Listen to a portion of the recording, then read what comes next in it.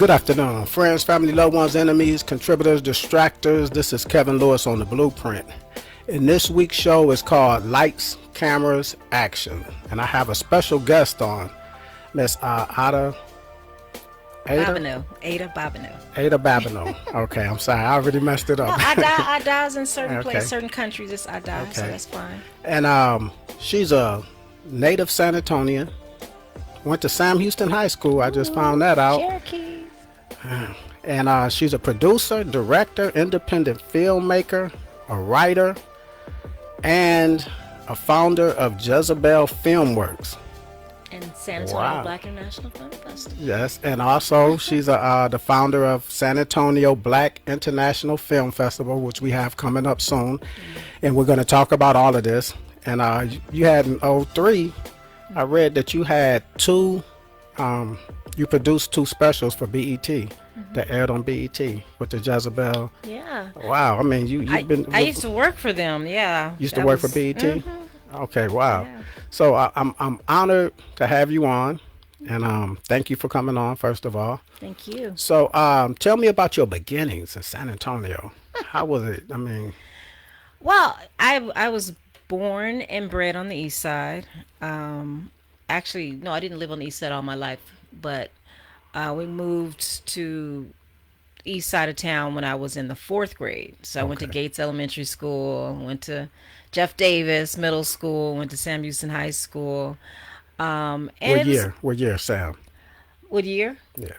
Oh, I graduated in '81 from Sam Houston. Okay, all So I think we moved when I in like '76 around Okay. that area to the east side, which is part of the town that gets a bad rap most of the time because it was predominantly the black side of town. But I love the east side. Okay. Grew up with great friends, great family support. I'm the youngest of five children, four Okay. girls and one boy. My roots extend to Opelousas, Louisiana, where Louisiana. my mom and dad are from, and so I'm with the Frank and Bobino families. But very, very, very nice, very good childhood. We grew up on a farm. My parents always had farms, so my parents recreated a farm when we came to San Antonio. Okay. And so I grew up with the chickens and the cows and the pigs and the peacocks and geese and ducks and the whole nine yards. So Country it was a girl. great gardening. All of that's in our roots. So it's a great experience growing up in my so family. when did the independent filmmaker and the writer and producer, where did all that Oh, come that's a from? long way jump stop from growing up. So, so I, after graduating from Sam Houston, I've always had an interest in the arts. Period. I've always loved arts, and during my 12th, I think 11th and 12th grade year, because I was a cheerleader, we were always so busy. My mother always kept us busy. There was no idle time. So my sister, 2 years older than me, Karen, she was always my role model because she was always very intuitive in the arts and the history and the culture. She always had that. She's the one that took the leap to go to Howard. Okay. We're the first generation to go to college. The college in your family. And on in both our sides? family, in our Wow. family. So my older sister went on to college, became a doctor. The other one a teacher. She went to locally here. Then she went to Atlanta, I think Clark, Atlanta, and got her master's. Became a teacher. And then Karen, who's 2 years older than me, we were both, like I said, cheerleaders, busy dancing, acting. She went on to Howard School of Business and got a Okay. marketing degree. And I actually, Karen and I both tried out, auditioned, danced for the Carver Community Cultural Center. Back in the '80s, they had a resident choreographer, Joe Long, who was really a groundbreaker at the Carver Cultural Center. That's when the Carver was very, very community oriented, black oriented. There was a lot of black folks just doing everything. But she had a dance instructor, Kim Steffens, come from Florida, and hired him through the city, and he actually started a dance company called Cedric, Carver Experimental Dance Repertory Company, Cedric. Wow. And that was in the '80s, and he was awesome. He exposed us to so much. Back in the day, the Carver used to have more localized, not localized, but national acts come, but they were very community based. So we Okay. would there was like bottom of the butt dance company. Now they're like major, like butt but Yeah, dot dot yeah, yeah, dot. yeah, That's yeah. they were, and so they had them. They had Chuck Davis Dance Company, African Dance. They had a Wow. lot of community oriented stuff come, and we would like hang out with them after at Joe Long's house and have parties after. So there was a connection with us interacting with the artists that used to come to the Carver. And I was just so inspired, and so I ended up auditioning with the support by with of Kim, who's our dance instructor. God rest his soul, he passed away. But he trained us like professional dancers. We were like community folks in the hood. He trained us. He brought us in. He taught us the rehearsing, the rigorous life of dancing. We actually would put on local shows at the Carver every year, and we traveled to different spots. We went to Florida, his hometown, and performed. So that was just such a wonderful experience for us. And as a result of that, I auditioned for California Institute of the Arts, which is a dance school in California, and made it. And so I What went to type of school dance were there. y'all doing? Modern. Modern dance? Modern dance, African dance. So it was Okay. kind of Martha Graham technique, and Merce Cunningham. I don't know if you know those techniques. A lot of which Alvin Ailey and them use those techniques. Okay. And so I had a modern dance background, but going to Cal Arts, which was a very avant-garde, very white Oh, university, really? even though they had a black dean then. I remember Lawson was the dean. I can't remember her first name. I think Christine Lawson was the dean there of dance at that time. So she was recruiting black folks. That year that I went, there were a lot of black folks that came in different professions that year. And when I got there, it was just very daunting for me because I came here. I have community oriented dance, learning modern, had technique from Kim, but going there was very rigorous. They were very strictly not they were very ballet oriented, which I Okay. didn't know ballet. I didn't know points. I was just like lost. And then it was just very avant-garde, very free to be you and me. These kids Yeah. didn't have any identity. A lot of them, they were just kind of roll with the punches, and I was like, this ain't for me. Oh, okay. So I did connect with other black kids there, and one of them, as a result, was Bruce Smith, who we brought in last year for animation. He's the Okay. producer of the Proud Family. He was brought in with the animation department, so that's how he remembered me. That's how that connection is to bring him Oh, in last year. But I ended up, not wanting to do it anymore after I lasted a semester. During that time, Fame was out with Debbie yeah. Allen, and so I actually made it to a Fame audition and everything, and I was like, the audition process of a billion dancers coming for one little audition for two roles, it's just like I don't want to do Oh, this. So yeah. I left that, and one semester came back home, worked a little bit, but in the meantime I visited my sister at Howard Okay. and went to visit her, and I was just I was captivated. It was like culture shock of black people, and just being at HBCU and seeing just all the just awesomeness there of the intellect, the cultural arts, it was just black people from everywhere. And I was like, I gotta come here. So it wasn't. Sam didn't prepare you for that. Sam See, Houston, Sam in San Antonio that was the predominantly black school. it was a predominantly black school, and it didn't really prepare me for college, period. You have to Oh, it kind of didn't. make your way at college. I Okay. mean, just in terms of the rigorousness of the studies, and Oh, you yeah. have to you're like a young adult going away. I mean, you're a young person going away, and you have to quickly switch to adulthood in terms of what's responsible of you. Because being the first generation, you don't want to. You're a Yeah. reflection of your parents. You're a Yeah. reflection of your family. So you go there, and you don't want to fail. And Yeah. so you just kind of make your way. But in terms of the academia, Yeah. no. Oh no, No, I know Sam that, Houston but I did not mean prepare like me for that. Oh, the blackness? yeah, I mean It's because different because I'm born on the east side. yeah, Went to Sam Houston, right. black church, black. Yeah. But no, that environment was just so elevated to Yeah. so many levels, so many heights. Because you wouldn't just see a black person and take it as you may be from the Caribbean, they may be from Yeah. a country in Africa, they may be from Mexico, but just be Right. black, dark skin, black. So it's just the mixture of people, and they were all young, all there to learn, all there to party, all there. I mean, all that stuff mixed in. But my sister had a house near campus. She saved a room for me.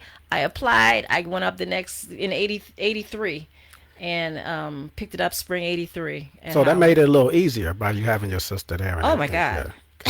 I mean, if you would have walked in Yes. blind, you probably would have had a lot of distractions. No, no, no. I mean, I'm if very. she wasn't, you don't think? Mm-mm. Okay, No, not distraction in terms of not being there to take care of business. You still have okay, your fun, yeah. but you're there. You there. You know what you're there for, and just the all the everything just coming at you. Just the openness and wanting the willingness to learn all this new stuff. I mean, there were lecturers because I always liked history. I always liked culture. I was like so all the things, the speakers that would come. And then I learned about Black independent filmmaking. Who knew Okay, about that? I didn't know that existed because coming from here, if you have an idea, oh, I want to do that one day from looking at something on TV, you don't know how to get there. You don't know what's okay. possible because you're so far removed. But going to Howard and being turned on to Black independent filmmakers who were teaching there, and other like-minded students learning and grasping everything and writing, and that opened up a whole new career for me. Did they have filmmakers come back to the school that may have graduated there to come back and talk to y'all or the? Well, not only that, I mean, like for instance, my mentor, Haile Garima. Hmm. He's the Ethiopian filmmaker, part of the UCLA movement back in the '70s when they there was a rebellion, UCLA rebellion movement. Right. He brought like his people. I mean, his fellow filmmakers would come and visit.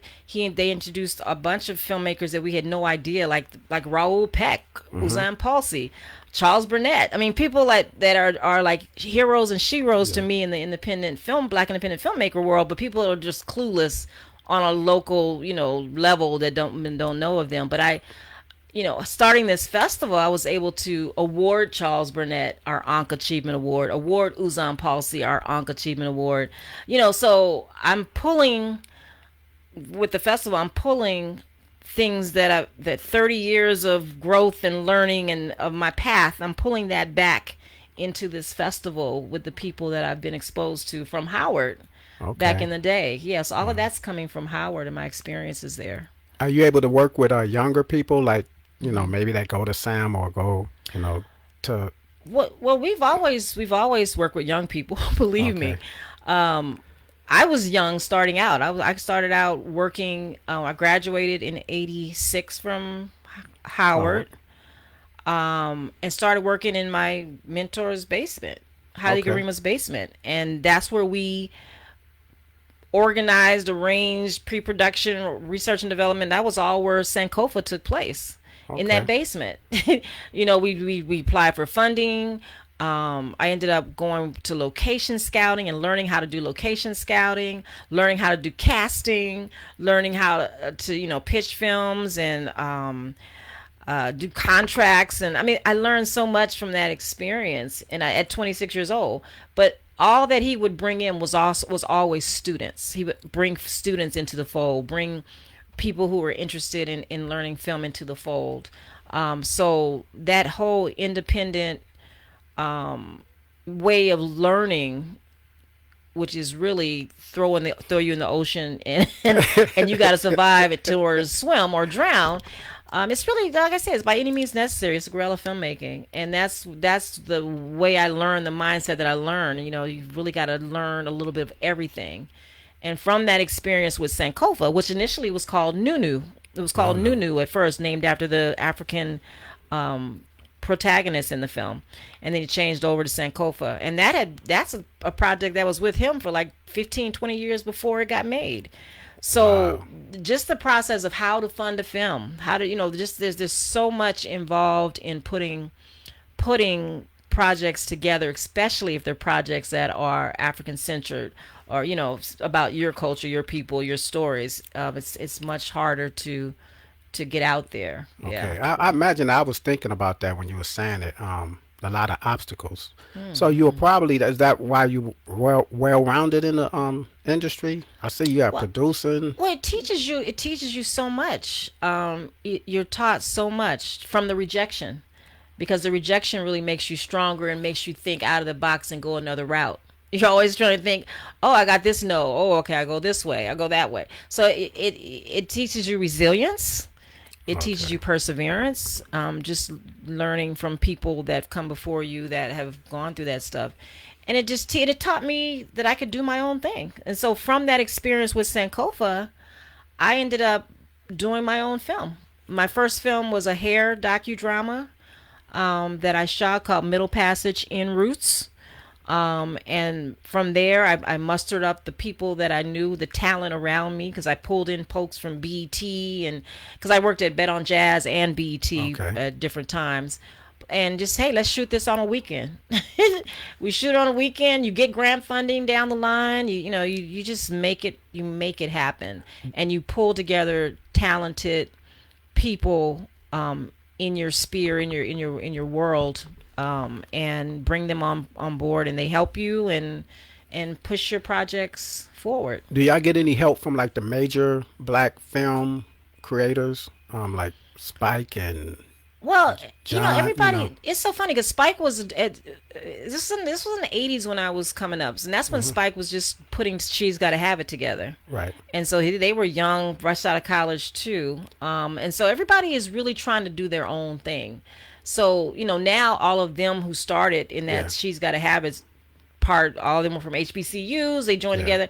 All of them have blown up. You can't Right. even reach That's what I them was anymore. asking. Do they come back to? They don't come back to help. It's hard. It's hard to even connect with people on that level now. Okay. We have the pleasure of interviewing Monty Ross, who started off with Spike, Yeah. and he works with filmmakers, he works with students. So some of the people that have gone on to do the big time, the Samuel Jacksons and uh, Ernest Dickinson, Spike Lee, it's hard to get to people to Okay. at this level because they're busy, because they have assistants now, they have agents now.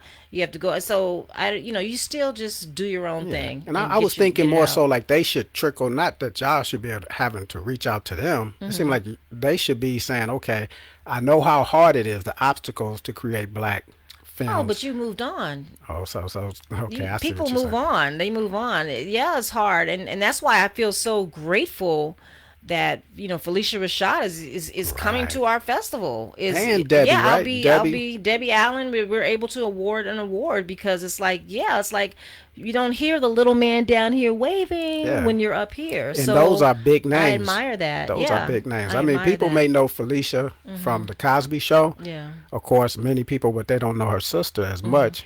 Oh, Debbie. no, Debbie But I'm from talking about Fame. the younger people. They don't, people. Oh, the younger people, Yeah, unless people Fame will is say, "Oh, rerun, you a talking different about world." the Yeah. you talking about when younger people, they say, "Oh, you talking about the Cosby Show," but they don't know what Debbie, the Debbie, know, 'cause I mean, Debbie because still people stays don't talk relevant. about Fame a lot. Not, No, but she's in Grey's Anatomy now. okay. And Yeah. not only that, Different World is rerunning now. Yeah. But for what she took Different World from what it was before she got her hands on it, she revolutionized that Different World and made it for real. She made it real HBCU. We were living Different World when we were coming up. We were living that. I was on the college campus. We would not miss a Thursday night of Different World. Because if you, I don't know if you remember, but it was like Different World. No, it was like the Cosby Show, Cosby, Different Different World. They were World. all on at one Yeah. time, And same that's when night. they used to pump HBCUs there. Yeah, Everything my was God. about, they would wear the we sweaters. used to live for Thursday nights, Yeah. and then the storylines that Debbie did was so relevant to our lives that we were living on campus. Yeah. So it's just amazing, just the full circleness of being able to award Yeah, them. I remember Debbie from the 70s, really. Mm-hmm. Like, I remember when she married Norm, and, Mm-hmm. I remember Felicia when she married Ahmad. Yeah. So, yeah. I remember her before. There's some or be- powerful sisters though. yeah, yeah. Powerful. So, you say And they that now both went to they're Howard. honorees. You're honoring them for the San Antonio Black Yeah, they're International. going to be our 4th annual Ankh Achievement Award. And so every year we change themes. And so this year when I put the theme together, it was just a no-brainer. It was like Debbie and Felicia. So how we going to get them? What we going to do? How did you get them? What did it take to get them? So It's all about relationships with anything in life. So Network. knowing, because then black folks is 360 degrees separation. So you may know somebody who knows somebody who knows somebody, and that's basically how it went. I know Okay. somebody who knew somebody who knows them, who knows Salisha, who knows Yeah. Debbie. So it's just kind of just keep putting things out there. Hey, this, and this, and then they Felicia accepted. Debbie, we're still working on, so we're praying that she can Okay. come through because usually they're in production of Grey's Yeah. Anatomy, but Yeah. the writers and the director strike are going on now. So Oh we're yeah. hoping and That see, praying that's that what she someone can come asked me through. to told me to ask you about What? the strike. How does that affect anything that you do? That doesn't affect me as a film festival because my focus is really in the black independent films. Okay. So when you talk about black independent films, unless they're doing union agreements for actors to work, for them, and some actors may even be working now independently with some agreements they have. But my focus is really on black independent film. I'm not really interested in promoting who already has the money to promote the big Yeah. films. The big ones. But I think that there are some that are very important that we want to highlight and get to. And of course, Black Panther, and those that we as the community must see. I just want quality black films, not no Okay. BS How do fluff you films. how do you collect the films for the festival? So any festival has what they call an open call. Okay. So we place an open call every year, like every other film festival. There's a platform called filmfreeway.com. So that is the platform where filmmakers submit their films. So they have like a billion festivals on Film Freeway. So if a filmmaker wants a specific festival, you may put in black film festivals, and different black film festivals pop up when they're due. So our open call is usually a 6-month period from either January or February, whenever I started. I usually start either February 1st or January 15th, depending on where I am. But we start a 6-month process where people can submit open calls for a fee. At the end of that, I have judges that judge online, look at the films and judge. And then at the end of the judging process, we make a determination. Myself and Dat Main Dwayne is a local filmmaker here. Him and I are co-programmers.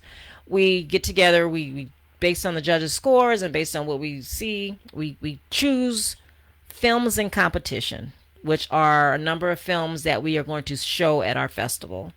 And those films really range. I mean, one of the things I'm just kind of wondering, because this is I think film festivals like an HBCU, like going to college, is it's a privileged opportunity to go to a film festival, to go to a college, to go to a black college. Those are privileges. So coming to San Antonio and starting this film festival, I'm starting to feel, because I started because I want black people to see black films. That's my dream. But even though the film festival, and I want to say this, the film festival is open to everybody. Everybody. But it seems like when you put Black International Film Festival, people separate themselves from it if they're not black. If they're not, So anyone could submit their movies to the festival. Submission's a little bit different. Okay. See, that's what I I'm was going talking to about ask you. audience. I'm talking Okay. about audience. Oh, the audience. Okay, 'cause Audience that's- is open that's to what- everybody. Okay. Submission is different. You have to be for submissions. You got to be. Is that you have to be. It has to be a person, a film that's by, for, or about. So by a black independent filmmaker, for black people, or about black people. Okay. So you can be a white filmmaker that did a black film Okay. and submit okay. it. Some black film festivals don't allow that, but I allow that. Okay. Because I think that we've gotten some really powerful stories by white filmmakers that have won. Right. Right. So to me, it's about the story. It's about who's in the production. They have to have somebody a major player in the production. It can be by a white director, but he has to have black crew, or somebody has to be reflective of us in the making process. So that's the submissions. But I'm talking about for audiences. Oh, the people that come and see Yeah, it. I think that like people separate themselves just like they do in churches. Yeah. If it's a Catholic church, a Muslim can't go to a Catholic church, or a Right. Catholic person can't go to a Muslim church. No, our festival is for all audiences, open enough to experience stories by, for, and about people of African descent. Well, it behooves people that say, like, if you have a kid that want to get into something like that, directing, producing, writing, or doing whatever, and to see different cultures or see different aspects of it, it behooves people to bring people, like your teenage daughter or something. Yeah, I think that the most important thing in terms of film festivals is exposing kids, because like I told you when I first started, I didn't know black independent filmmaking existed, and a lot of people that I interview, because we do have panels, we do interview professionals in the business, we do have workshops, we have all that available. But a lot of people that I've interviewed that are professional now, Uh-huh. they said there was nobody, there was no role models to tell them about the position that they have. There was Wow. nobody to look to. So to bring students early on to these film festivals to see a variety of stories from all across the country, all across the world, is very important, because you'll see the like-mindedness of how what we do here is the same as how someone would feel in South Africa. There's a film called Father's Day Uh-huh. from South Africa that we're highlighting, about a little boy who doesn't know his father, and he's given the assignment for Father's Day to write a paper on his father, and he can't do that. He has his grandmother and his mother, so that takes him to a whole nother. And who can't relate to that here? Right, right. And so the story is a beautiful story, and how he finds his father and then ends up writing the paper, because his father didn't want anything to do with him because he has a new family. Yeah. But how he ends up writing a paper about his grandmother and his mother and their roles in his life. And his father is there seeing it at the end. Wow. But I mean, those stories are so powerful. And the thing that connects us is the universality of the story. Mm-hmm. It's not the people in it, it's not the color of the people in it. It's the emotion that you get from the film. Right. And so and that's what I think, that opening this for people who are open enough to come see film festivals. I mean, I go see German film festivals, Spanish film festivals, Italian film festivals. I go to all film festivals because I'm interested in the story. Okay. Now I've never been to a film festival. Oh, this So, got to that. okay. You ain't got no excuse. Right. I'm coming to this one. Okay. And what's the date for this one? So, SABIF 2023, this is our 5th year, and we're celebrating 5th year anniversary, is October 5th through October the 8th. Okay. So So what it's happens? 4 days. Okay. What happens at a film festival? I walk in. The location at the film festival. So what I'm really trying to get folks here to understand, because it seems to be huh, what? It's so much confusion. So it's 4 days, and every day are events going on simultaneously. So you have opening night on the 5th, which is the evening. That starts at 6.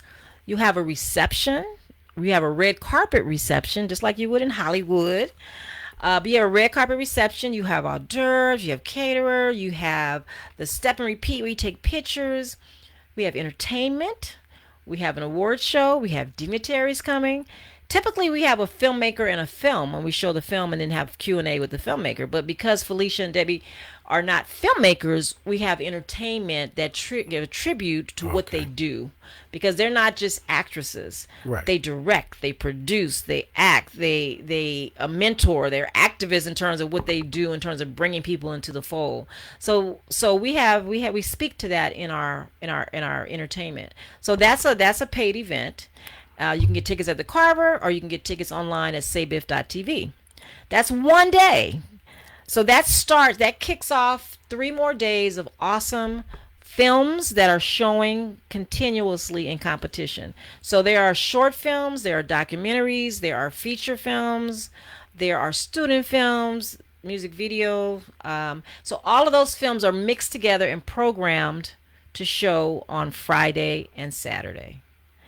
And that's during the day. Friday, we typically have a school field trip day, because we want students to come out from their schools and experience. We have Charnel Brown from A Different World, who played Kimberly Reese, the med student. Okay. She's doing acting workshops on Friday for children. Wow. And then on Saturday, she's doing for adults.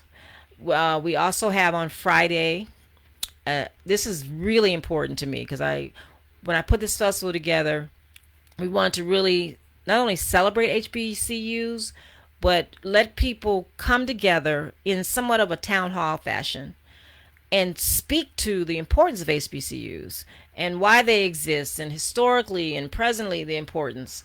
And so we're having a HBCU film and a form where there's an interactive forum where I'm bringing in thought leaders from around the country to really address the HBCUs and sustainability and everything else involved with it. If you look at what's going on now in Texas, for instance, the crazy KKK politics of eliminating affirmative action, DEI, of taking away African history, American history Texas books, and Florida of and all taking of away, that. it's just like all of that craziness.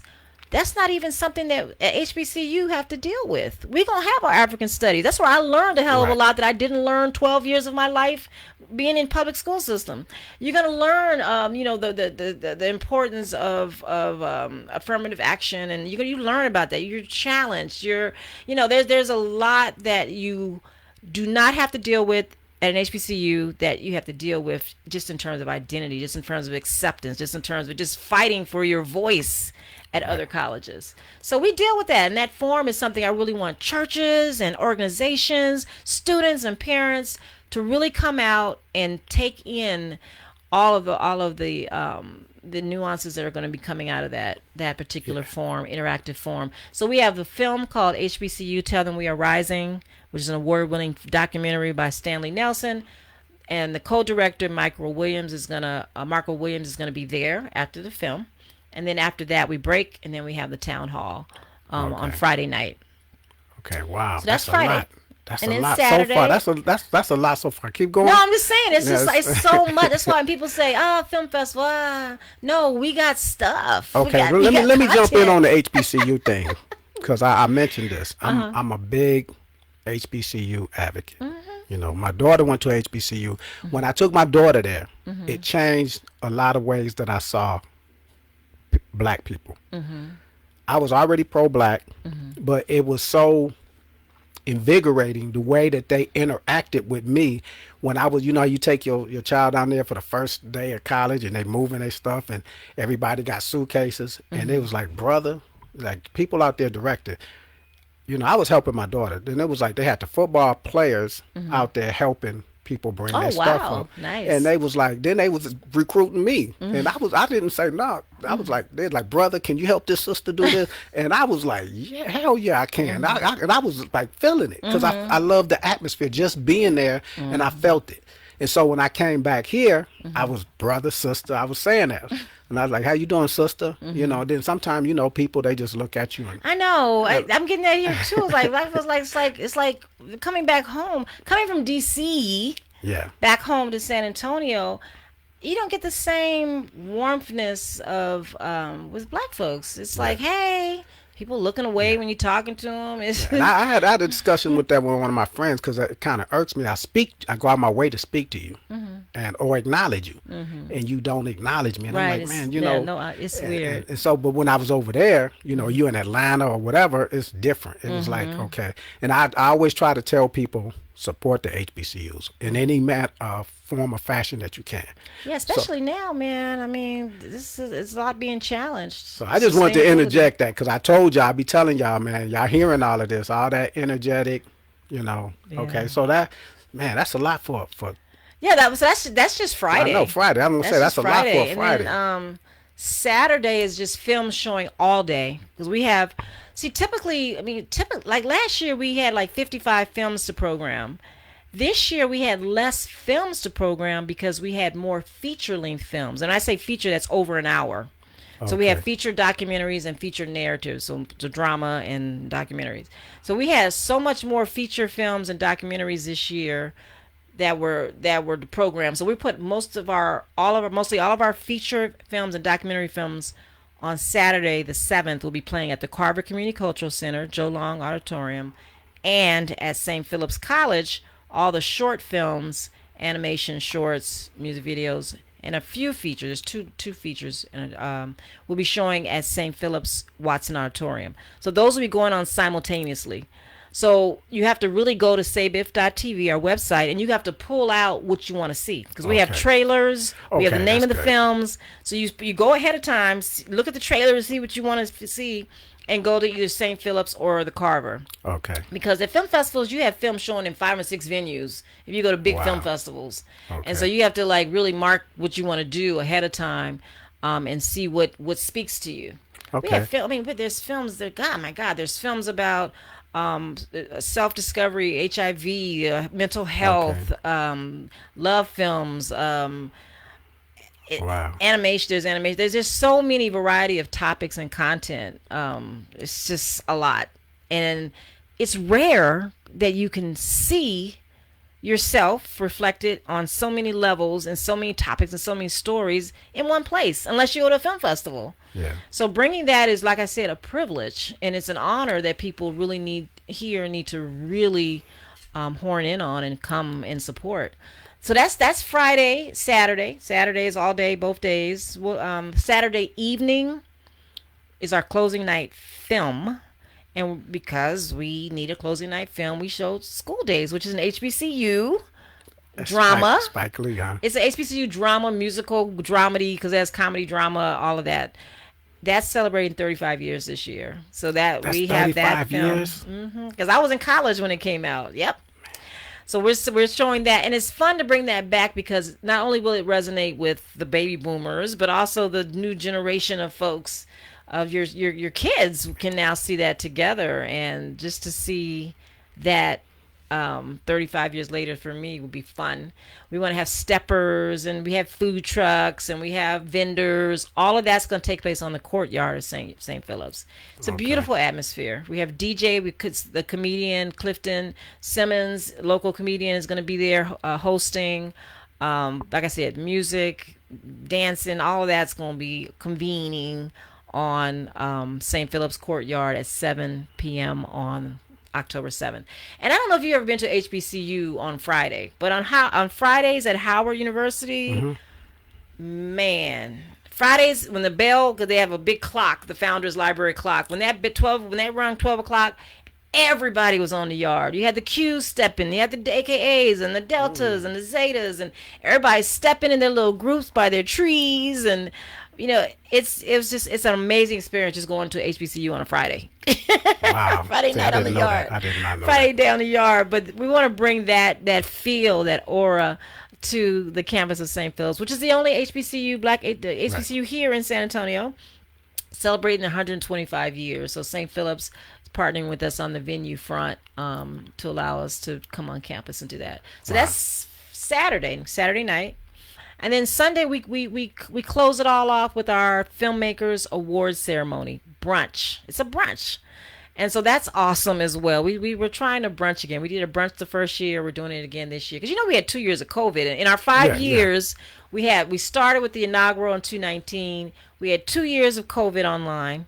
Came out last year with Bruce, and then we are coming this year. So we're going back to the Films and Competition Awards brunch, being produced by Patsy Whitfield, who's local here, who works with us on one of our team. And that's gonna be gospel brunch, Sunday praise. We doing the Okay. gospel, the jazz. We're presenting the filmmakers, just like you see on the Oscars. You the winner is, and then you have the Oh, okay. yeah, it's gonna be fun. And Mo's Kitchen is a great catering person here is doing the catering. So that's a paid event, very reasonable, very well in terms of what we're offering for that. It's going to be a nice event to close it off. Wow. So that's the 4 days. I mean, people can go online and they can see what day they want to come. If they want to come, full access passes are available virtually. If you can't come, you can see all the films video on demand virtually, and you Wow. pay a fee to that, and you have access to all the films for 4 days for video on demand. 5 days. It ends on Monday. They'd have that extra day to see whatever films they want to see virtually, and then we'll have interviews going on virtually as well. We do pre-recorded interviews where we talk with Monty Ross, where we talk with filmmakers. There's different topics that you don't even know about that we're trying to bring to the fold for kids to know that there's career options out there. Okay. Fix it in post. There's post-production supervisor. We have a panel on post-production. What's involved with post-production supervisor, that field, and what's involved in that, because there's not a lot of black people in that field. Script continuity. What is that? We talk about script continuity. Not a lot of black people in that real. They don't teach that stuff in college. So you got to fall into certain professions once you get into the industry. that's available. Casting. We have two casting, a casting black casting agent, black casting associate, talking about casting, and not a lot of black people in that field in terms of. So we talk about different career options available to kids virtually, for those that aren't be able to come. And then the virtual interviews stay available on our Sabif YouTube channel after. Okay. Do you think why do you think it's no classes for stuff like that? That stuff is not specialized. Like I don't know why white folks know about it because they dominate Hmm. it, and we don't, and we don't really have an end to it unless you are actually actively involved in the industry. Because let me say this, because as an independent filmmaker, 'cause when I make my films, I'm doing pretty much everything. And you got people that are doing two or three things. You may have the sound person that's doing doubling as something else. I mean, I'm doing craft services, producing, directing, writing. You got a grip and a gaffer. You know, you got everybody doing things. Just one or two people. When you go to a production, on a Hollywood production, my first exposure was Hawk. I don't know if you remember Hawk back in the day. I don't know how old you are, but Avery Brooks played Hawk. He played that Oh detective. yeah, yeah, yeah. Okay, That was my first yeah. entree into the world of like Hollywood, where I was a production assistant on that. And going into that set, you have a billion people that work behind the scenes. I mean, and everything is departmentalized. You have your costume truck, you have your props, you have your grips and your gaffer, which is lights and electric. You have everybody is so specialized, and you stay in your lane. And that's not the way the independent world works. So when you say why don't they teach this stuff? Because you don't know about it until you going on to work on Okay. the set, until Okay. you see the specialized departments, and then you're like, oh, that looks interesting. Let me try that. Let me try to ask questions how they got into that. And that's how the script supervisor that we interview, he's like, oh, script, what is that? Learned about it, learned that he has the skills that would work for that, and you start networking and get in. You Okay. get So in. what constituted it being an independent film? You have no major backing or You have no major backing. You pretty much have to do everything yourself. That's like an independent bookstore or oh, independent caterer or restaurant. You're an entrepreneur. It's more entrepreneurial based okay. because you are taking the lead to develop your small business. It feels like a small business because you're hiring your crew. You're bringing on your creatives to assist you to bring your vision to life. And so when I say independent, a lot of it is no one controls it. Okay. Like when I produce it, it's mine. I say what happens to it. All When you right. go to Hollywood, you're working for them. It's theirs, and you have no say. You're hired and you're done. You move on to the next project. Okay, so I do have a question about that. This is something that I was thinking. Now, I always heard about the Cannes Film Festival or whatever, and I see a movie coming out, and they say this was an independent film. That it get picked up by Yeah. Hollywood. So if their film is good enough, they're submitted to these film festivals, win awards. Because I always say this, they say this one won these awards at this festival and this festival. So then if it draws attention to the person, and then someone major could come pick it up. Now, when they pick it up, do most of the time they remake the film? No, they They take just do, over. They're taking over the marketing, they the distribute. exhibition, distribution. They may pay you a certain amount, and you're along for the ride. They may pay you and buy you out. Depends on what you negotiate. But I will say, because I've had that experience, I worked on Sankofa, like I tell you. Uh-huh. Sankofa went to the major Berlin. We went to Berlin. We went to did we get? I think we got denied from Cannes. I don't think Cannes took us. I know we went to Milan. We went to Berlin because I went to those places. We went to those big film festivals. It it was, I think, is renowned as it became, or as renowned as it was. It didn't get picked up because of the content. Because you Okay. still got people, you still got gatekeepers from these festivals. Festivals are very political. Oh, They're very political in terms of who gets in, who makes it, who, and so it's we learned that was such a lifelong lesson with that film because I came on as a PA, ended up working as a line producer, and then because we did not get picked up at these big international film festivals, we end up having Holly's like, let's self distribute, let's do what they okay. would do. If you get picked up, you're self-distribute. You don't have to worry about like we did. We had to take one print, go from city to city, rent theaters, do our own marketing, do our own everything. And we did that through black press, through black newspapers, black mega churches. We got a buy-in from the community to support our film and take it forward. And that allowed us the money that Sankofa came out doing Schindler's List. It was the same time that Schindler's List was out. Schindler's List was free ride. They Right. were theater, box office. I mean, well, Schindler's we were List at was about theaters in Chicago, in Baltimore, in Philly. Our film had people around the block lined up to see Wow. Sankofa from our one print, from our self-distribution, and Schindler's List line would be like do do do do do. That stuff and happened that's because political. we experienced that because the community we and that is a lot of hard work. We had to send, myself and Kay Shaw, bless her heart, a marketing person that created the logo and everything for Sankofa, the marketing strategy, community organizer. Took those community organizer skill and did film distribution exhibition. So we would go into a place like Boston, Philly, whatever, get the mega preachers, have a meeting with them, show them prints of what we went to do. We would get school buy-ins where they were busing kids to schools to see that. We had to go to the black radio stations, talking black radio stations, talking black newspapers, get stories in. We made that happen with no internet, with Wow, yeah. no phones. We did that in a time where it was hustle and by any means necessary to make it happen. And that experience taught me that it's the power of the story. And once people buy into your story, into your product, it flourishes. Look at Black Panther. Right. If Black Panther didn't have the backing of Hollywood, the big commercials, the big everything, it would have made it anyway.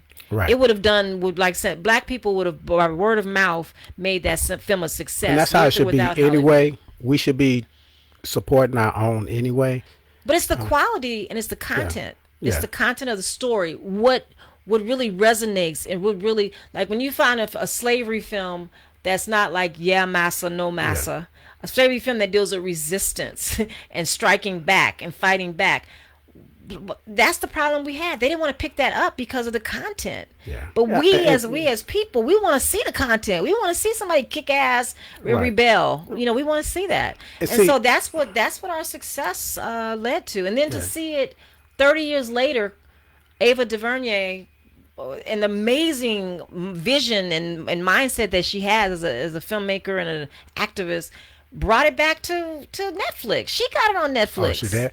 That's See, her and company. this is when you brought up Schindler's List. For those that don't know, that's about the Holocaust. The Jews. It's a long movie. It's good. I'm not gonna say it's not good, but when you said that y'all will have lines across Oh my God. around the block, and Schindler's List will have so much. But see, they have a different backing and support. That's political, basically. They're gonna get their stuff out. They want the whole world to know about their anguish and everything they went through. And for us, it's harder, so we should support us harder. That's how I feel. We should support us harder. Just knowing. Yeah. Just knowing that this is our story. Give it a chance, check it out, look at it, and go to the next one. Yeah. And I look at that with film festivals. We should support our film festivals. We Right. should support San Antonio Black International Film Festival. It's a festival started with the mindset and the vision to have the voice of marginalized people, us, Right. in our community, see things and be exposed to stories and images that they don't normally get. And I think that there's a lackadaisical just kind of attitude when it comes to like things that are like important. Like there's like bullshit sells so much easier than substance. And everything. I don't get it. And every genre is like that. Yeah. Music and Yeah. everything. It's like, Yeah. and I don't know why. Do you know why? Why? Well, I mean, I look at Oscar Micheaux back in the day, the founder of Black cinema, who started Black cinema back in the late 1800s, early 1900s. I mean, sometimes they would the way they would bring people in is with the flimsy stuff, Yeah. but then when you bring them in, it's Oh like yeah. something different. So Okay. sometimes it's some You gotta trickery lure involved. them in, and Yeah, yeah, because yeah. we like to It's support all the interesting. nonsense. It's Yeah. interesting. Wow, that's interesting. Let me give some shout outs to some of these people that showed up. I appreciate Coretta for showing up, and Aisha, and Lede, and D.W. Goodlow said DW, he that's my said team, my he said peeps. Great Ada is local the filmmaker. greatest in flesh. I appreciate that comment, brother. Teresa Lewis, she said, "Hey there, I had the pleasure of meeting Ada when I had the opportunity to be on her float that she had in the Juneteenth Yes, she parade." volunteered for us. Okay, and Yay! she said, I am looking forward to volunteering for the Yes. SABIFF next month. Okay, see? We got a meeting coming up, girl. We need volunteers too. Oh, y'all Volunteers need are very volunteers. critical. Okay. All right. And SaveIf.tv. Go volunteer, sign up. okay. And what if they wanted to make like donations like that? They can't, they're not here. Like say they're No, not, no. I mean, donations are critical. I mean, child, we just literally when we started this festival, just jumped off the cliff with no trampoline at the bottom, no safety net. And it's just like, a lot of people that we started with were like gun ho entrepreneurs and filmmakers, but everybody went on to their own lives and what they have their own aspirations. So we're still here. So there's a small skeleton crew of people here, and every year that's the thing. Like making a film, you need money to make a film. People don't realize the amount of money that it takes to make a film. The amount of money it takes to make a film festival is the same. I mean, literally we've gotten to the point in this fifth year where we've got some funders, but it's not nearly what we need. Even going right, into 3 weeks out, I'm just like, you know, turning gray, trying to figure out, okay, well, I need to do this and I still need to do this. I had to cut a lot of the people that I wanted to bring in because it's live and it's our fifth year. I really wanted to bring in more live people, right. but you got to worry about plane and transportation and hotel accommodations to bring people live. So I had to do some more, but yeah, we still need like Right. donations. And for So, me, it's like I think this should be like a movement because you're building a movement. You're building people who who really affirm that black film matters. right. To And tell if our it stories matters, the what are way you we gonna want do? to You gonna tell it. support it? You gonna support it? You gonna Yeah. come? You gonna donate? We need that. We need the So, donations. We y'all need hear the that, San support. Antonio? This is for Yeah, you. This is about us, yeah. our people, period. Anybody that's not from San Antonio, too. This is something that we should be looking. How can they make donations? Go to the So website? donations, you can just go straight to the website, To the website. sabiff.tv, SABIFF, which is the acronym for San Antonio Black International Film Festival. So SABIFF.tv. So there's Okay. donations. You just click on the page and make donations. Okay. But need it, much needed. We All still have right. so much that we're doing and still trying to figure things out in the midst of moving forward. I mean, I look at films I'm a documentary filmmaker more so. This is taking me away from really doing my stuff because I still have things I want to do and still have to do. But it's like raising money for this, raising money for the film. It's too much. But I look at films like birth, like birthing a child, Okay. because that film that you produce, that you bring to life from a script. You have people, the surrogates, the direct, the AD, and the gaffer and the grip and all the people, the props and everybody, the actresses and actors, everybody that comes together to assist you with this birth, to bring this thing to life. Is the same. It's, to me, it's the same as, going as a woman through birth. You go through the pain, the heartache, the start. You go through all that shit. Believe me, as you're putting Then, together a production, there's so many behind the scenes stories just to birth this thing, to get yeah. it to be seen, and then the like I said, the privilege of an audience sitting down and watching your film. You know what that feels like for a filmmaker? That's like you're presenting your child, and then that child goes on to represent you post. Yeah. Your life. You could be Yeah. gone. Your film is still going. Right. So it's such an important process. It's such a collaborative effort, and to bring people together to watch it, to view it, to support it, is just such an enduring. You can't. It's just nothing else like it. I mean, Okay. I had Richard Mitchell said, "Good combo. She's very informative and articulate." And then I'm not gonna say the rest of it, man. What? Well, he said, "Oh no," she said the MF word because I was typing. Did I? Oops. Hey, watch your And mouth. William Collier, what's up, brother? He said, "I love this." And Bridget, how you doing, Bridget? Salam alaikum, Bridget. sister. She It's our gave the team. site. Board. So y'all that if y'all look on the comments, and y'all want to get to the site, Bridget Scarborough posted the site that y'all could go to, and also think about SaveBiff.tv. Y'all come yes, buy some tickets. I ain't buy seen enough tickets, tickets. make donations, do everything. Donations, Let's yes. get together as groups and say, hey, let's go to this thing. That's the thing. Coming as a group. Yeah, Oh my God. I mean, to bring your students. For me, the interactive stuff is the interactive stuff. Coming to the film festival, seeing the films is awesome because there's so many things that resonate with so many people. But I think the HBCU town hall and that film together to bring students to experience what we have to offer is so powerful. And it's life changing. To me, film has the power to transform you, not only emotionally, but it takes you to new heights in which you are unaware of. You can't get on a train or a plane and afford that to travel to Europe, to France. To we got films from France, we got films from South Africa, we got films from Netherlands. Black people made them. So they're transforming you to these places that you don't have to, and you're seeing the stories, you're seeing lives that come to play that you see that you can relate to the topics. wow, There's this French film that came in.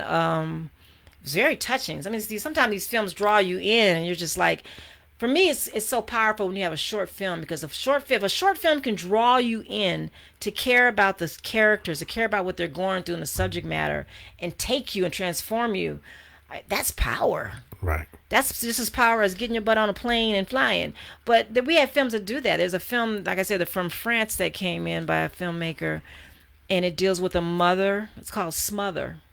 smoother, And it's about a mother who just kind of put away her past, tucked it under the rug, and her daughter comes back and visits, right? Because she's taking care of this little girl. And she's like, grandma's little girl, and everything's so happy. Then the daughter comes back. And then it's revealed that there's a past, oh, that her father was molesting her. And that comes out with the mother. And it's like she had tried to, smother that and put it away and just deal with the new little girl. So you're just like, the way it draws you in, and then you feel the tension between them, and it was powerful. It kind of reminded me of Imitation of Life, and I don't know if Imitation you of remember Life. that film. I mean, I'm gonna tell you about imitation.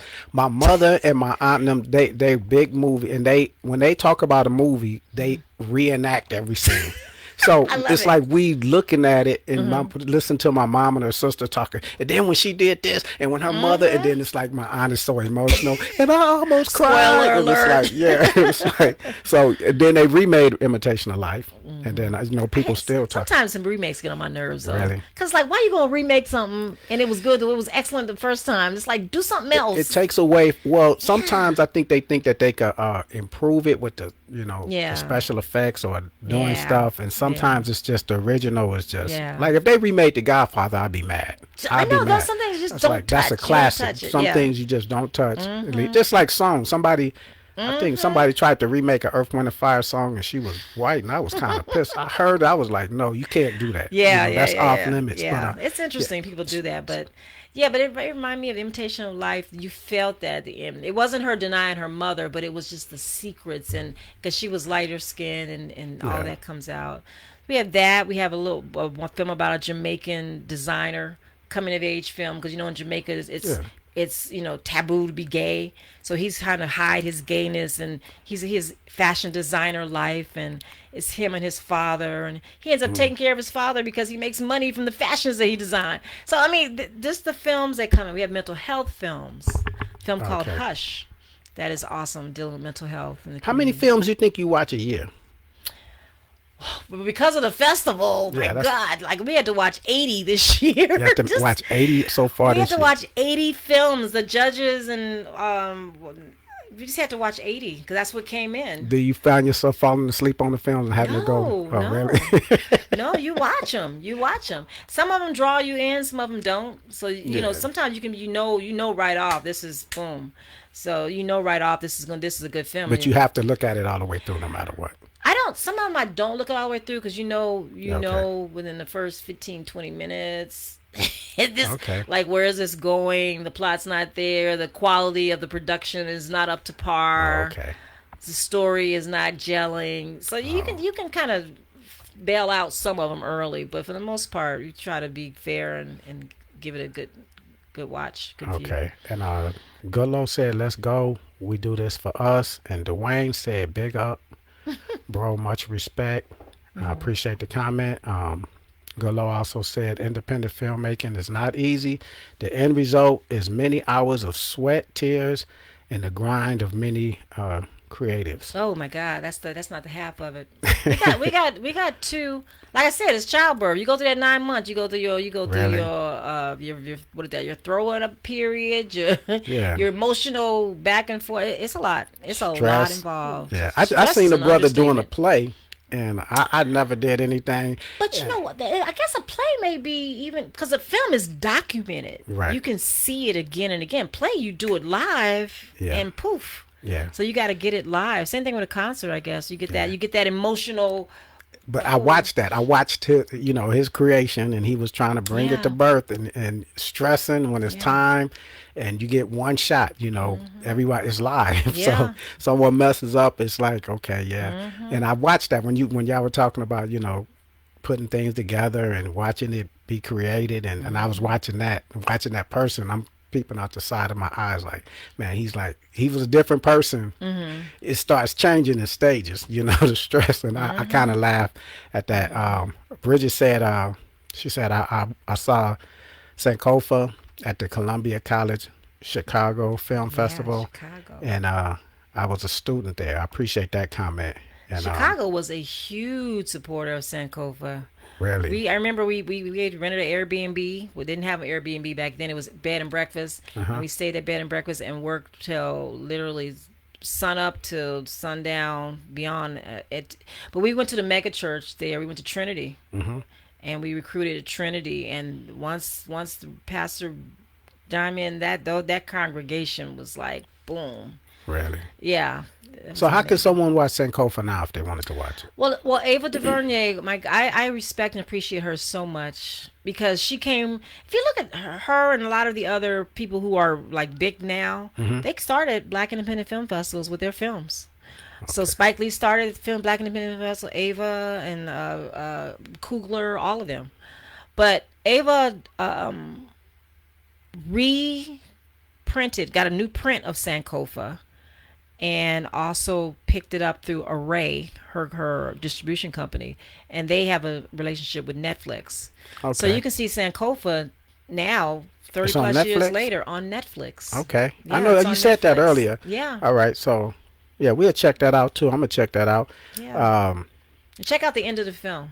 The end of it. Yeah, that's when I got a role at the end of the film. Oh, you in it? Yeah, I was on the shores in Ghana at the end of the film.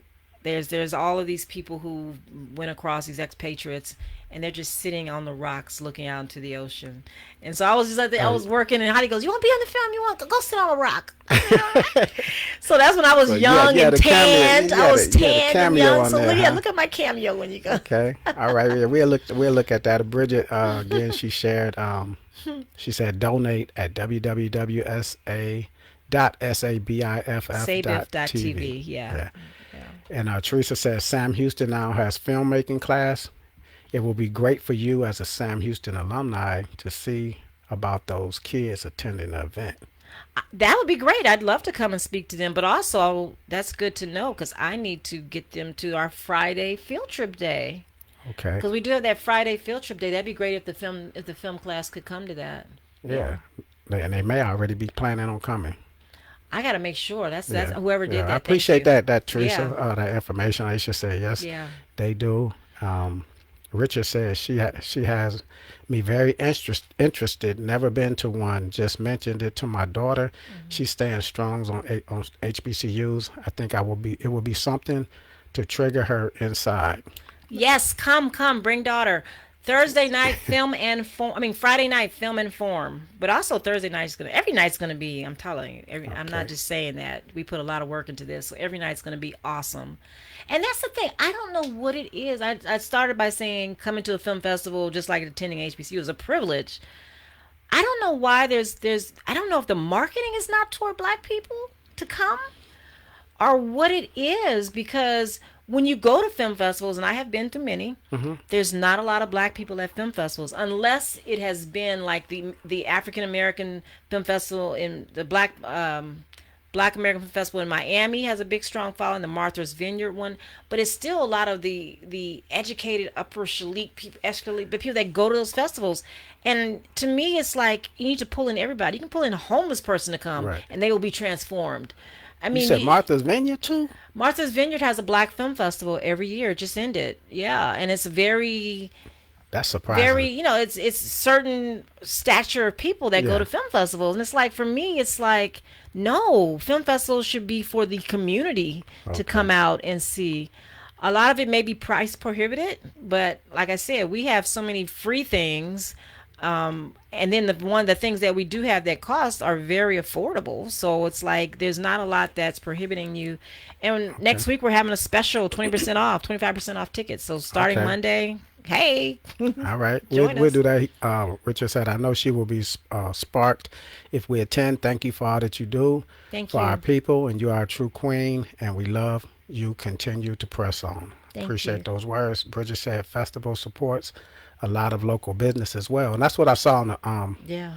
it said, y'all going to be doing St. Philip's and the East Side businesses Well, for also. me, it's important to keep this festival East Side based. Yeah. There's a bunch of festivals in the city. San Antonio Film Festival. There's a Guadalupe. There's one at Guadalupe for Hispanic Film Festival. And to me, everybody in San Antonio is just so apartheid the way it's set up. Everybody stays in their lanes. Yeah. I would go to this film festival, go to that film festival. Again, the film festival is open for everyone. It's everyone. But I think that for me, having this on the east side is important. I'm east side born and bred. The east side gets a lot of stigma based on because it's the black side Yeah. of town. But to me, there needs to be more economic development on the east side. People come to the MLK March, 34, 50,000 strong, and they leave. Right. There's not a lot of places they go and spend money when they're here. They leave. They come to the Spurs games, center of the East Side. They leave. They buy within the Spurs certificate. So there needs to be more economic development. We do what we can. I mean, we have cinema under the stars. We have vendors that come out that we bring on. We're hiring people here and there that we can to do the graphic art or whoever, but mixing among volunteers. And so the vending places that we go. The venues. We're in partnership with some we pay for venues. So we do what we can in terms of trying to support those around us with economic development. But on a larger scale, there needs to be more attention, more notoriety with all the talent and the everything that we have on the east side. I've had great experiences on this side of town. Okay. So, So but I that's have to leave and go if I want to sit down at a restaurant.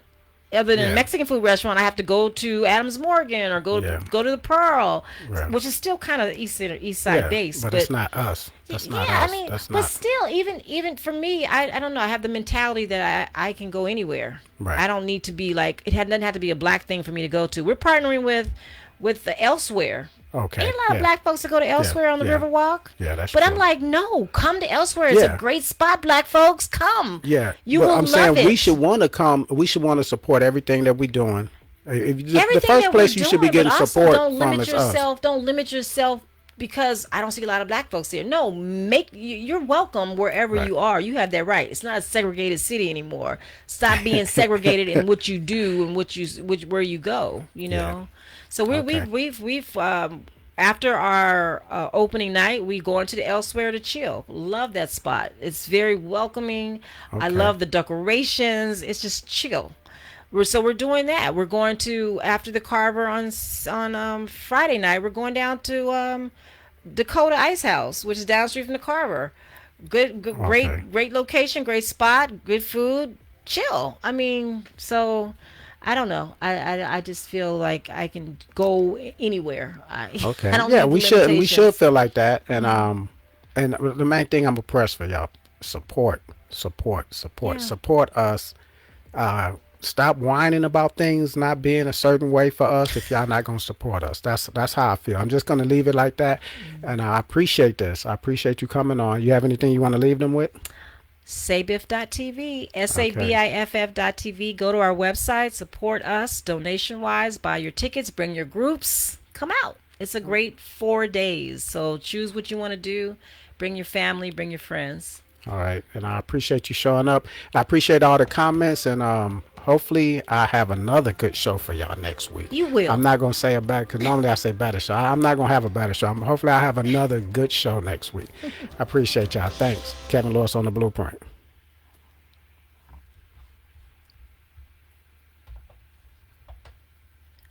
Where did you get Blueprint from? ED is personal. Is that Um, from